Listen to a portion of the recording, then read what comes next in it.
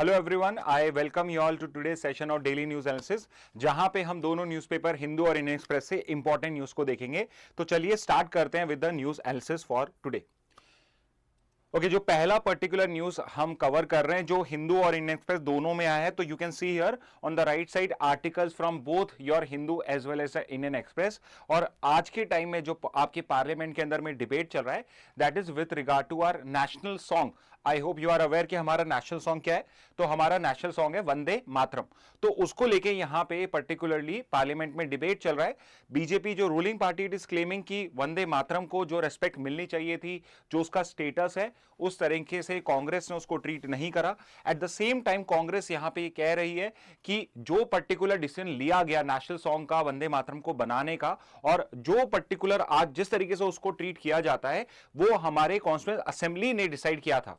तो अगर बीजेपी ऐसा क्लेम कर रही है कि उसको वो रेस्पेक्ट नहीं मिला, तो ये इनडायरेक्टली क्या कर रही है, कॉन्स्टिट्यूएंट असेंबली के पर्टिकुलर माइंड को यहां पे बेसिकली क्वेश्चन कर रही है, उनके आइडिया को यहां पे क्वेश्चन कर रही है। ओके, तो ये पर्टिकुलर डिबेट चल रहा है। तो as a CLAT student, as a law student, आपको क्या पता होना चाहिए? आपको वंदे मातरम की हिस्ट्री पता होनी चाहिए, जो यूजुअली आपके क्वेश्चन में आते हैं। ठीक है, तो हम यहां पे हमारे जो क्वेश्चन आ सकते हैं उनको यहां पे कवर करेंगे और थोड़ा बहुत इसका कंटेक्स्ट भी समझेंगे। Okay, so as you can see here कि आपका जो ईयर 2025 है वो वंदे मातरम का 150th ईयर है। तो आज से 150 साल पहले 150 ईयर्स अगो आपके वंदे मातरम को यहां पे पेन किया गया था। ओके, किसने पेन किया था? सबसे सीधा क्वेश्चन है, and I am sure all of you are aware कि इट वाज बंकिम चंद्र चट्टोपाध्याय, जिन्होंने 1875 के अंदर में इसको करा था। और इन्होंने 1882 के अंदर में अपनी एक नोवेल पब्लिश करी थी, आनंद मठ। ये भी बहुत फेमस इनकी नोवेल है। इस नोवेल के अंदर में वंदे मातरम जो था वो पब्लिश किया गया था। ओके, तो इन्होंने इसको कंपोज तो 1875 में कर दिया था, but it became very popular by publishing in 1882 in the novel Anand Math, जो बंकिम चंद्र चट्टोपाध्याय ने आपका 1882 के अंदर में पब्लिश करा था। ओके, तो ये इस साल न्यूज में इसलिए बिकॉज इसकी 150th एनिवर्सरी थी, एंड पार्लियामेंट के अंदर में यही डिबेट चल रहा है जो मैंने आपको शुरू में बताया कि इसको वो पर्टिकुलर रिस्पेक्ट नहीं मिली। ओके, और ये जो पर्टिकुलर आपका वंदे मातरम है, इट बिकेम वेरी पॉपुलर जब हमारा स्वदेशी मूवमेंट चल रहा था, जिसका जो सेंटर था, स्वदेशी मूवमेंट जो इंडिया में चला था, जिसका सेंटर आपका बंगाल था। ओके, तो बंगाल के स्वदेशी मूवमेंट के अंदर में ये आपका पूरे इंडिया के अंदर में पॉपुलर हो गया था। ओके, अब यहां पे इशू ये है कि इसके पर्टिकुलर जो इंटरप्रिटेशन है उसको लेके आज भी डिबेट चलता है। क्यों चलता है debate? Because even during the time of our freedom struggle, Muslim League जो है, and not just Muslim League, आपकी जो ब्रिटिशर्स भी थे, उन्होंने भी उस टाइम इसको इस तरीके से शोकेस करा है कि ये नॉट जस्ट अगेंस्ट कॉलोनाइजेशन था या अगेंस्ट ब्रिटिशर्स था, but it was also a hate song towards the Muslim. Why? Because इसके अंदर में जो भारत माता है, जो आपका पर्टिकुलर कंट्री है, उसको भारत माता से इक्वेट करा गया, फेमिनिन उसको करेक्टर दिया गया, और वहां पे उसको दुर्गा और बाकी जो आपकी गॉडेस है उनसे कंपेयर किया गया। और कहीं ना कहीं यहां पे आगे के जो स्टैंजाज हैं उसके अंदर में मुस्लिम रूल को भी क्रिटिसाइज किया गया। तो इसलिए दे सेड कि ये सेक्युलर इन नेचर नहीं है, इसलिए ये हमारा नेशनल सिंबल नहीं बन सकता है। और बाद में जब ये पर्टिकुलर डिसीजन लेने का टाइम आया कॉन्स्टिट्यूएंट असेंबली में कि हमारा नेशनल एंथम क्या होना चाहिए, सो rather than using Vande Mataram, हमने जनगण मन को हमारा नेशनल एंथम लिया। ओके, तो यहां पे यही सब पर्टिकुलर कंट्रोवर्सी अभी आपके हाउसेस के अंदर में डिस्कस हो रही है। ओके, अब यहां पे इसकी कंपोजिशन आपसे पूछी जा सकती है, तो किस लैंग्वेज के अंदर में है? तो ये बंगाली लैंग्वेज के अंदर में ही था, संस्कृताइज बंगाली लैंग्वेज, मतलब कि उसका जो आपका बहुत ही प्योर फॉर्म ऑफ बंगाली है, उसके अंदर में से ओरिजिनली राइट किया गया था। और इसको सबसे पहले पॉपुलराइज किया गया जब 1857 में सन्यासी रिबेलियन हुआ। 1857 एंड 18th सेंचुरी का जो सन्यासी रिबेलियन था, इन दोनों के अंदर में फॉर द फर्स्ट टाइम ये पर्टिकुलर चीज आपकी यूटिलाइज करी गई। ओके, इसके बाद जो ये कंपोजिशन थी, इसके बाद इसको आनंद मठ में देखा गया। उसके अलावा इसको यूज किया गया, जैसे मैंने आपको बताया, स्वदेशी मूवमेंट के अंदर में जो 1905 1907 के अराउंड में आपका इंडिया में हुआ था। ओके तो यहां पे एज यू कैन सी जो ये आनंद मठ का नोवेल है, जो ये नोवेल था, ये किस पे बेस्ड है? तो ये आपके फकीर सन्यासी रिबेलियन के बारे में ही बात करता है जो 1770s में हुआ था। तो बंकिम चंद्र चट्टोपाध्याय का जो नोवेल आनंद मठ है 1881 का, वो बेसिकली बात किसका करता है? वो फकीर सन्यासी रिबेलियन की ही बात करता है। और इसके जो लेटेस्ट स्टेंजास हैं वो मदरलैंड को दुर्गा और लक्ष्मी से इक्वेट करते हैं। इसलिए जो पर्टिकुलर फ्रीडम फाइटर्स थे जो एक सेक्युलर इंडिया को विजिबलाइज कर रहे थे, उन्होंने ये कहा कि ये पर्टिकुलरली एक पर्टिकुलर एंथम नहीं है और ये यहां पे मुस्लिम्स को भी डिमोनाइज करता है। ओके इसके बाद इसको सबसे पहले पब्लिकली कब संग करा गया? तो it was sung by none other than Rabindranath Tagore, जब उन्होंने 1896 के कांग्रेस सेशन के अंदर में पार्टिसिपेट करा था। तो इवन कांग्रेस सेशन के पार्टिसिपेशन में, कांग्रेस सेशन के अंदर में भी इसको संग किया गया था और पहली बार रविंद्रनाथ टैगोर ने इसको करा था। And like I said, partition of Bengal में जब 1905 में स्वदेशी मूवमेंट हमने इनिशिएट करा तो उस टाइम में this became the railing cry. तो सब जगह जब भी स्वदेशी मूवमेंट के लिए कोई भी रैली निकलती थी तो उसमें वो कौन सा पर्टिकुलर स्लोगन यूज करते थे? वंदे मातरम। ओके तो इसलिए वहां पे पॉपुलर हुआ। अब यहां पे मैंने, अगर आप राइट साइड में देखोगे तो यू कैन सी हियर कि यहां पे क्या क्या कंट्रोवर्सीज हैं इसको लेकर, वो यहां पे मेंशन्ड है। ये सारी की सारी कंट्रोवर्सीज मुस्लिम लीग के ऑब्जेक्शन से स्टार्ट हो गई थी। फिर 1920s 30s में जब मुस्लिम लीग और हिंदू महासभा इनके बीच में कम्युनल कॉन्फ्लिक्ट बढ़ रहा था, कम्युनल स्पीचेस हो रही थी, तो उस टाइम में ये और भी ज्यादा, this became a war cry from the Hindu side, Vande Mataram. Okay तो इस वजह से ये पर्टिकुलर सॉन्ग जो है it was reduce in its significance as compare to other particular songs also. Okay but अब हमारे काम का क्या है? हमारे काम के लिए ये जानना बहुत जरूरी है कि हमारी कॉन्स्टिट्यूएंट असेंबली ने इसे कैसे ट्रीट किया था। तो कॉन्स्टिट्यूएंट असेंबली ने 1950-51 के अंदर में राजेंद्र प्रसाद के अंदर में कमेटी बनाई, राजेंद्र प्रसाद कमेटी बनाई और उस कमेटी ने डिसाइड करा कि हम नेशनल एंथम तो चूज करेंगे जनगण मन को और वंदे मातरम को यहां पर हम हमारा नेशनल सॉन्ग करेंगे। तो यहां पे ऑल दो इसको नेशनल सॉन्ग तो माना गया बट इसको सेम स्टेटस नहीं मिलेगा। अब सेम स्टेटस का मतलब क्या है? सेम स्टेटस का मतलब यह है कि आपका जो नेशनल एंथम है वो तो प्रोटेक्टेड है under fundamental duty of respect. तो आप अगर आपकी फंडामेंटल ड्यूटीज पढ़ोगे आर्टिकल 51A ऑफ कॉन्स्टिट्यूशन के अंदर में, तो वहां पे आपको नेशनल एंथम को भी रिस्पेक्ट देनी है, ये लिखा हुआ है, बट नेशनल सॉन्ग को देनी है वो चीज नहीं लिखी हुई है। और दूसरा है कि अगर आप डिसरिस्पेक्ट करते हो अपने नेशनल एंथम को तो वो नेशनल ऑनर्स एक्ट के अंदर में एक पनिशेबल ऑफेंस है। तो जो पर्टिकुलर स्टेटस मैंने जनगण मन को दिया एज माय नेशनल एंथम, वो मैंने नेशनल सॉन्ग को नहीं दिया है और उसके जो पर्टिकुलर रीजंस है वो बहुत क्लियर है। However, यहां पे जो आपका ये नेशनल सॉन्ग है, it has been supported by Ambedkar, Nehru, Patel, Shyama Prasad Mukherjee. तो ये नेशनल सॉन्ग की तरह सपोर्ट किया गया। एट द सेम टाइम जो इन्होंने ये डिसीजन लिया राजेंद्र प्रसाद कमेटी को, उसको भी इन्होंने सपोर्ट किया। यानी कि जितने भी स्टॉलवर्ड्स थे हमारे, जितने भी हमारे फ्रीडम मूवमेंट के जो भी आपके लीडर्स थे, everyone was of the view कि ये पर्टिकुलर तरीके से एंथम बनाना और song banana is the appropriate way. Okay और जनगण मन को चूज क्यों किया गया? बिकॉज ये ज्यादा सेक्युलर माना गया, ये ज्यादा इंक्लूसिव माना गया और इसमें कोई भी रिलीजियस इमेजरी यूज नहीं है। तो अगर आप जनगण मन के लिरिक्स पढ़ोगे, अगर आप आपके वंदे मातरम के लिरिक्स पढ़ोगे, तो यू कैन सी हियर कि उसके अंदर में आपका ये इशू हो जाएगा। ओके तो ये है विथ रिगार्ड टू कि अभी आपका जनगण मन और वंदे मातरम को लेके क्या इशू चल रहा है। नेक्स्ट पे आ जाते हैं।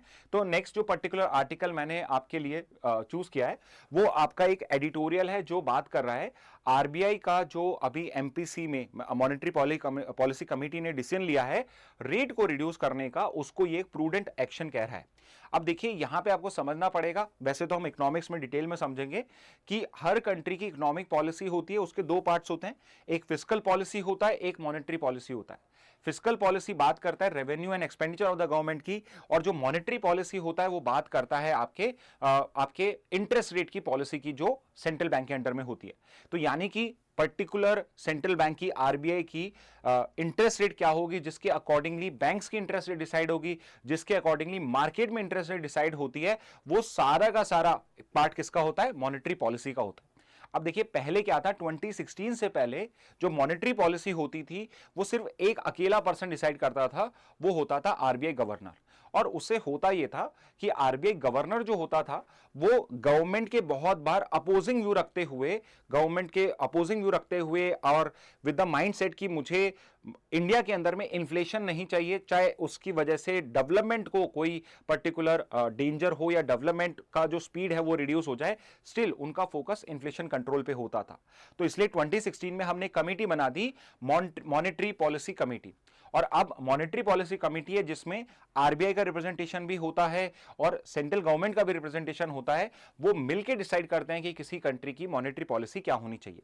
तो यहां पे जब भी हम इंटरेस्ट रेट का कोई पर्टिकुलर टॉपिक पढ़ते हैं तो उसमें सबसे इंपॉर्टेंट इंस्टीट्यूशन जो आपके एग्जाम्स के लिए बहुत इंपॉर्टेंट है वो है मॉनेटरी पॉलिसी कमेटी। अब देखते हैं कि मॉनेटरी पॉलिसी कमेटी कहां पे गिवन है, कौन सा लॉ है।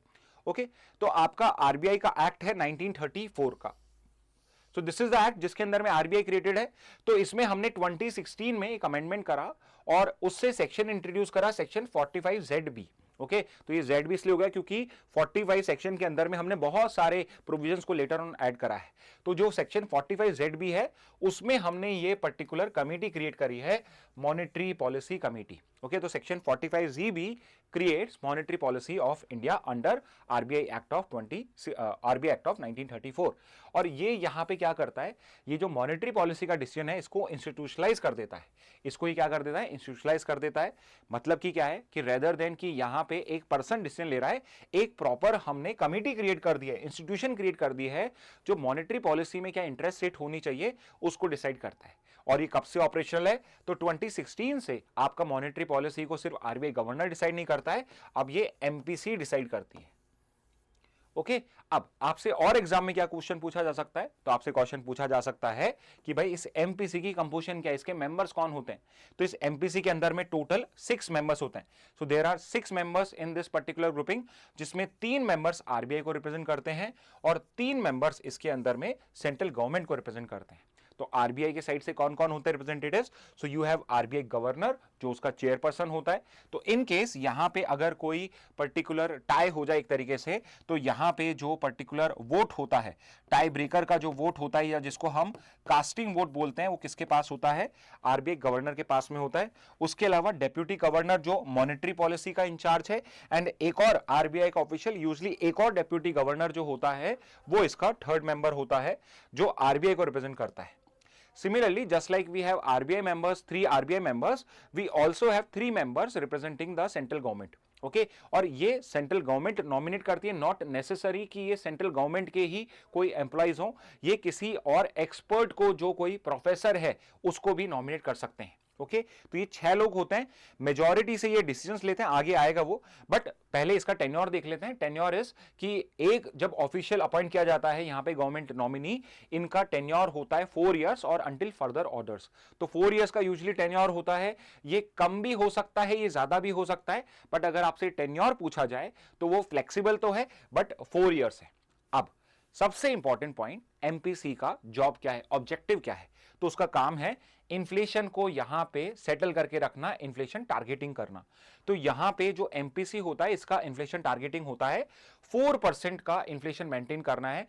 कंज्यूमर प्राइस इंडेक्स के थ्रू हम इन्फ्लेशन को मेजर करते हैं और एमपीसी को कोशिश ये करनी है कि इंटरेस्ट रेट को इस तरीके से करा जाए कि इंडिया के अंदर में जो इन्फ्लेशन है वो अराउंड 4% रहे, जिसके अंदर में हमने ±2% का एक टॉलरेंस बैंड दिया, यानी 2 से 6% तक जब तक है तब तक कोई इश्यू नहीं है, इसके बीच में ही फ्लक्चुएट करना चाहिए हमारा इन्फ्लेशन। तो अगर इन्फ्लेशन यहां मेंटेन हो रहा है तो अकॉर्डिंगली आरबीआई डिसाइड कर सकती है कि उसको इंटरेस्ट रेट्स को इंक्रीज करना है या डिक्रीज करना है। इससे क्या होता है, इससे प्राइस स्टेबिलिटी मेंटेन होती है, बिकॉज हम यहां पे इंश्योरेंस को कंट्रोल करके बैठे हैं। उससे क्या होता है, हम इकोनॉमिक ग्रोथ को सपोर्ट कर सकते हैं, एम्प्लॉयमेंट को सपोर्ट कर सकते हैं, फाइनेंशियल मार्केट में स्टेबिलिटी होती है और क्रेडिट चैनल्स फंक्शनली आपके अच्छे से फंक्शन करते हैं। इसके बाद यहां पे बताया हुआ है कि एमपीसी फंक्शन कैसे कैसे करता है। तो रेपो रेट है जिसको हम डिटेल में पढ़ेंगे इकोनॉमिक्स की क्लास के अंदर में। तो जो पॉलिसी रेपो रेट होती है it is set by the MPC only. Inflation trends को ये असेस करता है और अकॉर्डिंगली ये डिसाइड करता है कि हमें क्या पर्टिकुलर रेट्स करनी है। मीटिंग प्रोसीजर भी आपसे पूछा जा सकता है। तो मीटिंग प्रोसीजर में जो एक एक स्टेटमेंट है, ये एक स्टेटमेंट अपने आप में क्वेश्चन है। फॉर एग्जांपल कि एमपीसी को मिनिमम कितनी बार मीटिंग करनी है, तो यहां पे साल में इसको मिनिमम 4 टाइम की मीटिंग करनी है। यूजुअली ये हर 2 महीने में करता है, तो मिनिमम 6 मीटिंग्स इनकी होती ही हैं। बट एज पर लॉ क्या है, इनको हर 2 महीने में हर 4 साल में 4 बार इनको पर्टिकुलर मीटिंग करनी है। अभी कोरम क्या होता है? कोरम का मतलब होता है कि कोई भी अगर मीटिंग मुझे कंडक्ट करनी है 6 लोगों की एमपीसी की, तो उसमें मिनिमम मेंबर्स कितने होने चाहिए? तो मिनिमम 4 मेंबर्स होंगे तो ही मीटिंग होगी। यानी अगर किसी मीटिंग में सिर्फ 3 ही लोग आए, अब वो चाहे तीनों सेंट्रल गवर्नमेंट के हो या आरबीआई के हो, तो मीटिंग नहीं हो सकती है। तो मिनिमम 4 मेंबर्स होते हैं कोरम के, तब हो सकते हैं। क्या यहां पे जो आरबीआई के मेंबर्स है, are they bound to have the same view, या सेंट्रल गवर्नमेंट के जो मेंबर्स हैं are they bound to have the same view? The answer is no. हर कोई इंडिपेंडेंटली अपने व्यूज को एक्सप्रेस कर सकता है। तो हो सकता है आरबीआई का एक पर्सन एक बात कह रहा हो और 5 लोग, 3 आपके सेंट्रल गवर्नमेंट के और 2 आरबीआई के अलग बात कर रहे हैं। और ये रेशियो कैसे भी हो सकता है, सेंट्रल गवर्नमेंट के जो लोग हैं वो आरबीआई के साथ भी कंसेंसस कर सकते हैं। तो सब इंडिपेंडेंटली रखेंगे, सबको एक वोट मिलेगा और मेजॉरिटी से ये करेंगे। तो अगर 6 लोग कोई पर्टिकुलर डिसीजन ले रहे हैं, तो इसमें अगर 4 लोग एग्री करेंगे, 5 लोग एग्री करेंगे या 6 के 6 एग्री करेंगे, तो ही वो डिसीजन वैलिड होगा। और बाय चांस अगर यहां पे टाई हो जाए तो उसमें क्या है, तो मान लो 3 आरबीआई या 3 लोग कह रहे हैं कि ये डिसीजन होना चाहिए और 3 लोग कह रहे हैं कि सेकंड डिसीजन होना चाहिए, तो यानी कि यहां पे कोई कंसेंसस नहीं हो पा रहा है।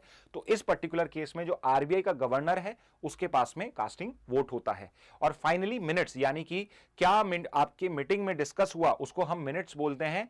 तो उसमें जो भी हर पर्टिकुलर मेंबर का वोटिंग रहा है उन सबको आपको नेक्स्ट 15 डेज के अंदर में, 14 डेज के अंदर में, नेक्स्ट 2 वीक्स में आपको पब्लिश करना कंपलसरी है। ओके और इसके बाद एक अकाउंटेबिलिटी मैकेनिज्म भी फोकस करा गया है। इफ यू रिमेंबर, अभी हमने पिछली स्लाइड में देखा था कि इनका टारगेट है 4% इन्फ्लेशन का, जिसमें 2 से 6% का प्लस माइनस 2% का एक टॉलरेंस बैंड भी हमने डिसाइड करा है। ठीक है, तो यहां पे अगर ये पर्टिकुलर चीज ब्रीच हो जाती है, अगर 3 कॉन्सेक्यूटिव क्वार्टर्स ऐसे निकल जाते हैं जिसमें 2% से कम इन्फ्लेशन है या 6% से ऊपर इन्फ्लेशन है, तो उस पर्टिकुलर केस के अंदर में आपको सेंट्रल गवर्नमेंट को रिपोर्ट देनी पड़ेगी कि ये पर्टिकुलर जो टारगेट है ये क्यों नहीं मीट हुए। तो रीजंस फॉर फेलियर्स, आप करेक्टिव स्टेप्स क्या ले रहे हो और उसके लिए टाइमलाइंस क्या है, तो ये सारी की सारी सेंट्रल गवर्नमेंट को रिपोर्ट एमपीसी को भेजनी पड़ती है। ओके तो ये था आपका topic of monetary policy committee, बहुत इंपॉर्टेंट टॉपिक है, तो इसके आपको नोट्स अच्छे से बनाने हैं। क्लैट प्रेप के स्टूडेंट्स को टेंशन लेने की जरूरत नहीं है, बिकॉज हम एमपीसी को बहुत अच्छे से डिस्कस करते हैं, इससे भी ज्यादा डिटेल में डिस्कस करेंगे। ओके नेक्स्ट टॉपिक पे आ जाते हैं। सो फॉर दोस्त जो नेक्स्ट ईयर के लिए प्रिपेयर कर रहे हैं, इस साल का क्लैट एग्जाम हो चुका है। थाईलैंड कंबोडिया का क्वेश्चन इस साल नहीं आया है। थाईलैंड कंबोडिया का जो डिस्प्यूट है वो अभी भी आपका चल रहा है, यानी कि अगर ये नेक्स्ट 6 मंथ्स तक भी चलता रहा तो आपके एग्जाम के लिए जो नेक्स्ट ईयर का क्लैट है उसके लिए भी इंपॉर्टेंट टॉपिक होगा। सो फॉर दोस्त जिन्होंने थाईलैंड कंबोडिया कॉन्फ्लिक्ट को बिल्कुल भी नहीं पढ़ा है, तो उनके लिए ये पर्टिकुलर क्लास बहुत काम की हो सकती है। ओके तो यहां पे क्या हुआ है कि थाईलैंड जो है उसने कंबोडिया के ऊपर पे एयर स्ट्राइक्स करी हैं, जिससे एटलीस्ट 2 थाई सोल्जर्स, कंबोडिया में कई सिविलियंस की डेथ हुई है। अभी जो पर्टिकुलर हमारे पास में पर्टिकुलर रिपोर्ट्स आ रही है उसके according 10 to 12 persons have died. तो जैसे न्यूज रिपोर्ट हुई थी तब तक 5 दिखा रहा है, बट अब तक जो हमारे पास रिपोर्ट है उससे 10 to 12 Cambodians have died in that particular attack. और ये पर्टिकुलर चीज क्यों हुई है? बिकॉज थाईलैंड क्लेम्स कि कंबोडिया ने 2 थाई सोल्जर्स को यहां पे बॉर्डर के ऊपर पे टारगेट करा था।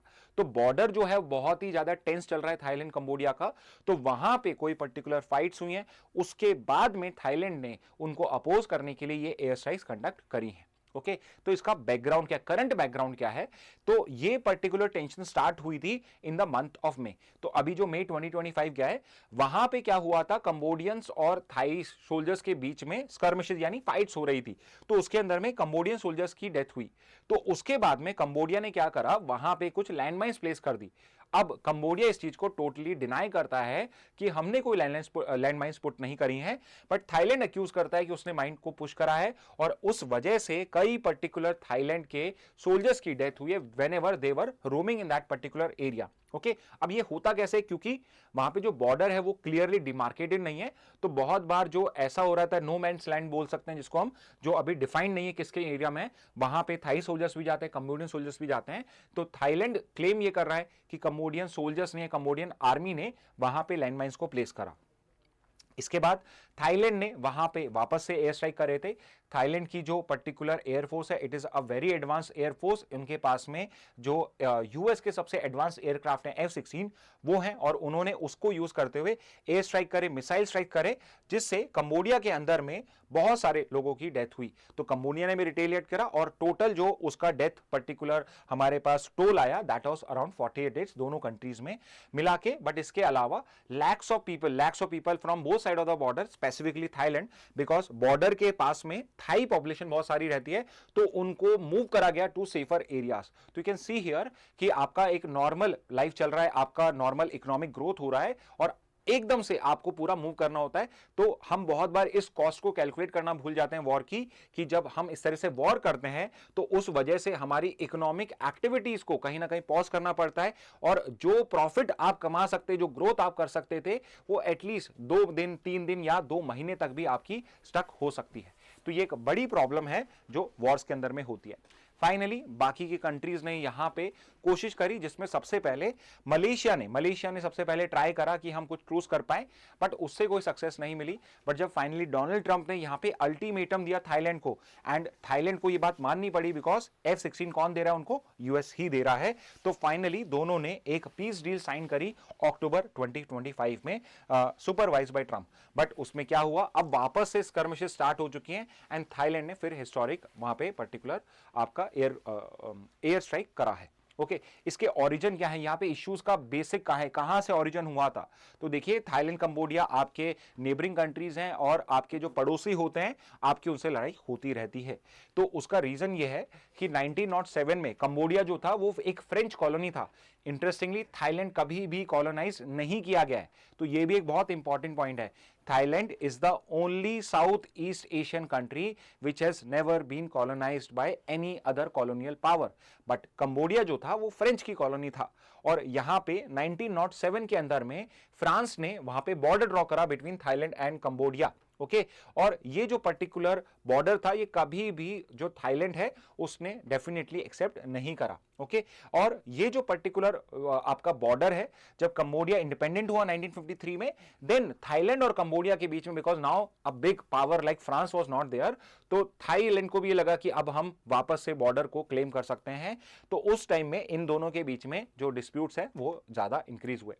हाउएवर, सबसे मेन डिस्प्यूट जो था वो था with regard to a very famous temple जो यूनेस्को की वर्ल्ड हेरिटेज साइट है, कंबोडिया का एक और बड़ा Hindu temple apart from the largest temple. तो आप मुझे कमेंट बॉक्स में अगर कोई बता सकता है कि वर्ल्ड का लार्जेस्ट हिंदू टेंपल जो कंबोडिया में है उसका नाम क्या है। ओके, तो उसके अलावा एक और टेंपल है प्री विहार टेंपल कॉम्प्लेक्स। ये कोर डिस्प्यूट बना 11th-12th सेंचुरी में। इसको खेमार एम्पायर ने, जो कंबोडिया को रूल करता था, उन्होंने इस पर्टिकुलर टेंपल को बिल्ड करा था। It's a temple dedicated to lord Shiva only. Okay, और यहां पे लॉर्ड शिवा कैसे पहुंचे, बिकॉज ये जो पर्टिकुलर रीजन था ये कभी जो चोल डायनेस्टी थी आपके, उसके इन्फ्लुएंस के अंदर में आता था। तो वहां पे when the Cholas began controlling these regions आपके 11th-12th सेंचुरी के अंदर में और 10th सेंचुरी के अंदर में, तो उस टाइम में जो उनका रिलीजियस इंफ्लुएंस है वो भी वहां पे पहुंचा। ओके, फिर उसके बाद में 1867 के अंदर में Cambodia ceded surrounding area to Siam. तो प्री विहार टेंपल जो है वो तो कंबोडिया के कंट्रोल में रहा। थाईलैंड का पुराना नाम था सियाम, तो ये जो इसका आसपास का रीजन था वो उसने कंबोडिया ने सीड कर दिया, गिव अप कर दिया टू थाईलैंड। ओके, इसके बाद 1904 की एक ट्रीटी हुई, और वहां पे एक डांगरेक माउंटेन्स हैं वाटरशेड करके, जिसके थ्रू उनकी बॉर्डर डिसाइड हुई। अब जब ये पर्टिकुलर 1904 में ट्रीटी हुई थी, उसके अकॉर्डिंगली जो प्री विहार टेंपल है वो किसके कंट्रोल में आना चाहिए था, वो आना चाहिए था आपके थाईलैंड के कंट्रोल के अंदर में। तो अगर आप कभी प्री विहार टेंपल का कोई मैप देखोगे या पर्टिकुलर उसका वो पर्टिकुलर माउंटेनियस रीजन देखोगे, तो माउंटेन जहां पे माउंटेन और माउंटेन के ऊपर पे ये पर्टिकुलर टेंपल है, और उसके नीचे से आपकी एक पर्टिकुलर आपकी एज स्टार्ट हो जाती है। इस साइड में कंबोडिया है, इस साइड में थाईलैंड है। तो ये 1904 की ट्रीटी के अकॉर्डिंगली जो पर्टिकुलर माउंटेन है उसका जो वाटरशेड डिवीजन है उसमें वो थाईलैंड में चला गया। लेकिन जो 1907 का एक फ्रेंच मैप था उसके अंदर में टेंपल जो था, टेंपल जो था वो कंबोडिया के अंडर में आता था। तो यहां पे थाईलैंड ने क्या इसको बहुत बहुत ज्यादा मतलब जोर से इसको बेसिकली क्रिटिसाइज नहीं करा, इसके अगेंस्ट में एक्शन नहीं ला। तो ऐसा लगा कि 1907 के बाद में प्री विहार टेंपल जो है वो तो चला गया है कंबोडिया कंट्रोल में, बाकी का रीजन थाईलैंड के कंट्रोल में था। लेकिन जब 1953 आ रहा था, जैसे जैसे कंबोडिया में नेशनलिस्ट टेंडेंसीज बढ़ रही थी, तो वापस से यहां पे थोड़े से डिस्प्यूट रेस होना स्टार्ट हुए। और उसका एक रीजन था कि 1941 के अंदर में थाईलैंड ने, जो जापान के सपोर्ट के साथ उसमें वर्ल्ड वॉर 2 में था, उसने यहां पे टेंपल को सीज कर लिया विद जापानीज सपोर्ट। बाद में वर्ल्ड वॉर 2 एंड होने के बाद वापस रिटर्न कर दिया। 54 के अंदर में थाईलैंड ने वापस से प्री विहार को पर्टिकुलर ऑक्यूपाई कर लिया, तो कंबोडिया ने आईसीजे यूएन कोर्ट या वर्ल्ड कोर्ट को यहां पे अप्रोच करा। 1962 वेरी इंपॉर्टेंट ईयर, जब आईसीजे की रूलिंग आई और उसने बोला कि टेंपल आपका कंबोडिया को बिलोंग करता है। 2008 में कंबोडिया ने इसके लिए यूनेस्को वर्ल्ड हेरिटेज साइट का पर्टिकुलर स्टेटस मांगा, which was given by UNESCO. और उसके बाद में यहां पे फिर से डिस्प्यूट रेज हुआ कि ये पर्टिकुलर जो साइट है इट इज स्टिल डिस्प्यूटेड।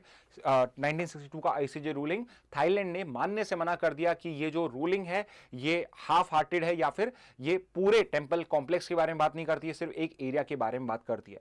तो फिर से कंबोडिया ने 2013 में अप्रोच करा, तो आईसीजे ने फिर से इस चीज को रिअफर्म करा कि pre Vihear temple complex Cambodia के अंदर में ही आता है।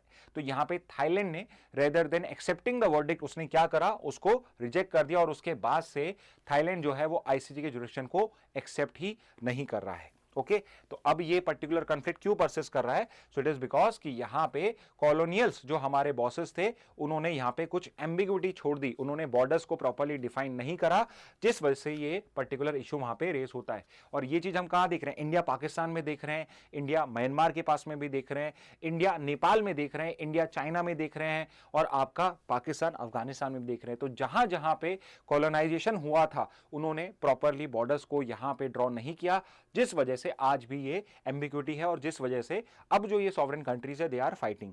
और दोनों साइड में नेशनलिस्टिक पॉलिटिक्स चलती है दोनों से कि भाई हमारा पर्टिकुलर ये रीजन है, हम इसको कभी बिना लिए हम चुप नहीं बैठेंगे। तो ये पर्टिकुलर इशू रहता है। आईसीजे का इंप्लीमेंटेशन हो नहीं पाया है बिकॉज दोनों जो अपोजिंग पार्टीज हैं, थाईलैंड कंबोडिया, दोनों को जो वीटो पावर वाले कंट्रीज हैं, परमानेंट मेंबर्स हैं, उन दोनों से सपोर्ट मिलता रहता है। ओके तो ये पर्टिकुलर रीजन है जिस वजह से कंफ्लिक्ट आज भी परसिस्ट करता है।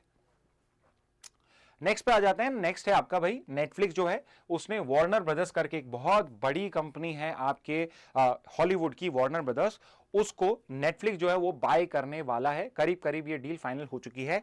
तो उसमें ये जो न्यूज़ है ये मोर और लेस एक वन लाइनर है, बट मैं आपको यहां पे बताना क्या चाह रहा हूं कि जब भी ऐसे बड़े मर्जर्स होते हैं तो एक मोनोपोलिस्टिक मार्केट बनता है, जो कभी भी मार्केट के लॉन्ग टर्म के लिए अच्छा नहीं होता है। क्यों नहीं होता है? तो अब यहां समझिए कि अगर पहले 4 कंपनी थी और अब 2 ही हैं, तो अब आपको सिर्फ चॉइसेस जो है आपके रिड्यूस हो चुकी हैं, और अगर फ्यूचर में एक कंपनी ज्यादा स्ट्रांग बन जाएगी तो वो अपने पर्टिकुलर प्राइजेस को यहां पे डिक्टेट कर सकता है, और आपके पास में कोई चारा नहीं होगा except to accept their particular prices also. Okay तो जो वो कंडीशंस लगाएगा आपके ऊपर पे, आपको उन्हीं को ही करना पड़ेगा। ओके तो यहां पे 2025 के अंदर में नेटफ्लिक्स वार्नर ब्रॉस की ये डील हुई है।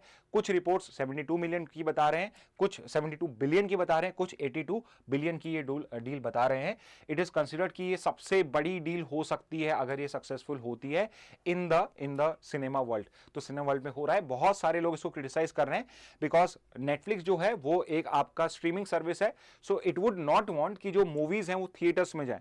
वार्नर ब्रदर्स जिसने हैरी पॉटर टाइप की सीरीज बनाई है वो ज्यादातर थिएटर रिलीज के ऊपर पे करता है। बैटमैन जो ये सारी पर्टिकुलर फ्रेंचाइजीज हैं, all of these belong to Warner Brothers only. तो यहां पे दे से कि जब नेटफ्लिक्स इसको एक्वायर कर लेगा तो पॉसिबली इट वुड वांट कि ज्यादातर मूवीज जो हैं वो स्ट्रीमिंग सर्विसेज पे आए। ओके तो यहां पे दोनों को तो फायदा हो रहा है, बट शायद कंज्यूमर जो है एंड ऑफ द डे शायद उसको उतना फायदा ना हो। तो इसके मिक्स रिएक्शंस आ रहे हैं। So just for your information I have added this news also. Okay next पे आ जाते हैं। एक और न्यूज है, इंडिया की फ्यूल डिमांड जो है वो पिछले 6 मंथ्स के पीक के ऊपर पे नवंबर में। तो अभी जो लेटेस्ट डेटा आया है उसके अकॉर्डिंगली इंडिया के अंदर में फ्यूल इंपोर्ट जो है वो इंक्रीज हुआ है। अगर हम देखते हैं हमारा fuel consumption 21.27 billion metric tonne MMT था आपका, अप फ्रॉम 5.5% फ्रॉम अक्टूबर। यानी पिछले महीने से देखो तो हमारा जो ऑयल कंजम्पशन है, एनर्जी कंजम्पशन है, वो 5.5% इंक्रीज हुआ है, और ये पिछले 6 मंथ्स का हाईएस्ट पर्टिकुलर हमारा कंजम्पशन है। करीब करीब करीब 3% हायर देन द नवंबर 2020। पिछले साल से कंपेयर करो 3%, पिछले महीने से कंपेयर करें तो 5.5%। अब मैं आपको बता तो रहा हूं, तो क्या आपको ये डेटा याद करना है? तो मैं आपको क्लियर कर देता हूं, आपको ये डेटा याद नहीं करना होता है, डेटा आपसे नहीं पूछा जाता है, बट आपको ये चीजें पता होनी चाहिए कि आपके इंडिया में ऑयल डिमांड बढ़ रही है या कम हो रही है। ओके, तो ये चीज आपको समझना बहुत जरूरी है। क्यों? क्योंकि अभी जैसे रशिया यूक्रेन वॉर चल रहा है, यूएस जो है हम पे प्रेशर कर रहा है कि आप रशिया से ऑयल बाय ना करिए, तो इंडिया आगे जाके क्या डिसीजन लेगा, क्या उस डिसीजन के अंदर में हमारा ऑयल कंजम्पशन जो है वो पर्टिकुलर पैटर्न इंपॉर्टेंट है या नहीं है, ये सब कैसे पता पड़ेगा आपको? जब आप इन न्यूज को फॉलो करोगे, समझोगे, सो दैट अगर आपके रीजनिंग में कोई क्वेश्चन आता है तो उस क्वेश्चन को आप कर पाओ। ओके, तो ये तो रही इस पर्टिकुलर बात में। तो इस कंटेक्स्ट में मैंने क्या करा कि यूजुअली जो मैं हमेशा कवर करता हूं जब भी ऑयल की बात होती है, कि वर्ल्ड में सबसे बड़े ऑयल के प्लेयर्स कौन है। ठीक है, तो पहले तो ये समझिए कि कौन सी वो 5 कंट्रीज हैं जिसमें सबसे ज्यादा प्रूवन ऑयल रिजर्व्स हैं। ऑयल रिजर्व्स का मतलब ये है यहां पे कि वो सबसे ज्यादा ऑयल प्रोडक्शन नहीं करते हैं, बट जमीन के नीचे या आपके ओशन के नीचे सबसे ज्यादा ऑयल रिजर्व्स किसके पास में है। तो कल वो चाहे तो सबसे ज्यादा प्रोडक्शन कर सकते हैं। तो टॉप 5 हम देखते हैं, तो वेनेजुएला है, सऊदी अरेबिया, ईरान है, कनाडा है एंड इराक है। एंड आप देख सकते हैं अभी वेनेजुएला और यूएस का टेंशन चल रहा है, तो कहीं ना कहीं हो सकता है oil is also one of the reason जो इनके पास में इतना बड़ा प्रूवन ऑयल रिजर्व है। तो Venezuela is the largest is a country with the largest proven oil reserves. इसके अलावा और क्या इंपॉर्टेंट डेटा है, ऑयल प्रोड्यूसिंग कंट्रीज टॉप 5 कौन सी हैं आपकी? तो यूएस जो है आज के टाइम में सबसे ज्यादा ऑयल प्रोड्यूस करता है। Then you have Saudi Arabia, then you have Russia, Canada and then finally Iran. Top 3 oil consuming countries, तो ये भी बहुत इंपॉर्टेंट है। सबसे ज्यादा ऑयल कंजम्पशन कौन करता है? यूएस करता है, चाइना करता है, इंडिया। तो प्रोडक्शन भी सबसे ज्यादा यूएस करता है, कंजम्पशन भी सबसे ज्यादा यूएस करता है। यानी कि अगर प्रोडक्शन बहुत ज्यादा करे और कंजम्पशन ना करे तो शायद ये एक्सपोर्ट लिस्ट में भी आपको दिखना स्टार्ट हो जाए, टॉप पे आना स्टार्ट हो जाए। ओके, बट ये सबसे ज्यादा कंजम्पशन करता है, तो अब ये टॉप पे नहीं है। ओके, तो टॉप 3 ऑयल कंज्यूमिंग में इंडिया 3rd पोजीशन पे। इंडिया जहां भी लिस्ट में दिखता है, इंडिया का नंबर भी आपको याद करना पड़ेगा, यानी जैसे यहां पे इंडिया 3rd नंबर पे है। सिमिलरली अगर ऑयल एक्सपोर्टिंग कंट्रीज की बात करी जाए, सबसे ज्यादा ऑयल एक्सपोर्ट कर रहा है सऊदी अरेबिया, सेकंड पे रशिया है, 3rd पे यूएस है। इन सब के अलावा आपके लिए अभी एक और इंपॉर्टेंट क्वेश्चन है, और वो ये है इंडिया का सबसे बड़ा ऑयल ट्रेड पार्टनर कौन है? तो वो आप मुझे कमेंट बॉक्स में बता सकते हैं। अगर आप गलत आंसर देंगे तो मैं उसको सही करके आपको रिप्लाई कर दूंगा, but the question which you have to answer in the comment box is कि अभी करंटली इंडिया का सबसे बड़ा लार्जेस्ट ऑयल ट्रेड पार्टनर कौन है? ऑयल का पार्टनर सबसे बड़ा कौन है? सबसे ज्यादा इंपोर्ट हम कहां से करते हैं? ओके स्टूडेंट्स, तो ये थे आज के important news headlines from the Hindu and the Indian express. मैं अभी वही न्यूज कवर कर रहा हूं जो आपके नेक्स्ट ईयर तक जाके इंपॉर्टेंट रहेंगी, या फिर जिनको कंसेप्चुअली समझना आपके लिए बहुत जरूरी है। ओके, सो इस मैसेज के साथ आज का सेशन एंड करते हैं। Thank you and have a very nice day.